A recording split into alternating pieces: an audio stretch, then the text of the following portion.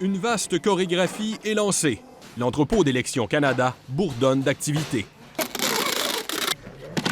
La livraison de matériel électoral aux 4 coins du pays est déjà commencée.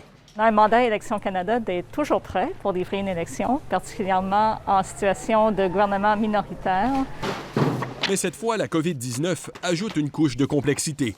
De nouveaux articles font leur apparition dans l'inventaire. Des millions de masques et de gants, des centaines de milliers de bouteilles de désinfectants et de barrières de plexiglas. Le défi logistique est énorme. Bien protéger la santé et la sécurité, non seulement des électeurs, mais de nos travailleurs aussi. En pleine pandémie, Élections Canada veut encourager et faciliter le vote par la poste pour réduire les infections. L'organisme s'attend à traiter de 4 à 5 millions de bulletins postaux comparativement à 50 000 aux élections de 2019. Le dépouillement des résultats sera plus long. On risque de ne pas savoir les résultats de l'élection le soir de l'élection.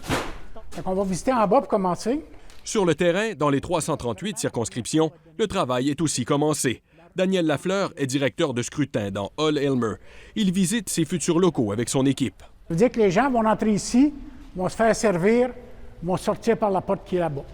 Il faut des espaces assez grands pour respecter la distanciation physique. Autre casse-tête, trouver suffisamment de personnel d'élection.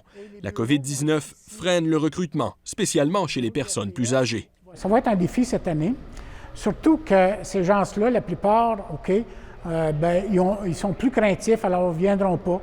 Également, ce qu'on espère, c'est d'aller peut-être chercher une population plus jeune, alors soit des étudiants du cégep ou de l'université qui sont finissants.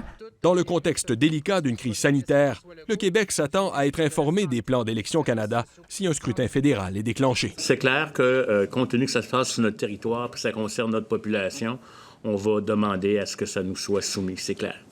Après le dépôt de son budget à la mi-avril, Justin Trudeau pourrait décider de déclencher des élections pour tenter d'obtenir une majorité aux communes. Il n'aura pas seulement les yeux rivés sur les sondages, mais aussi sur le nombre de Canadiens vaccinés au pays. Ici Louis Blouin, Radio-Canada, Ottawa.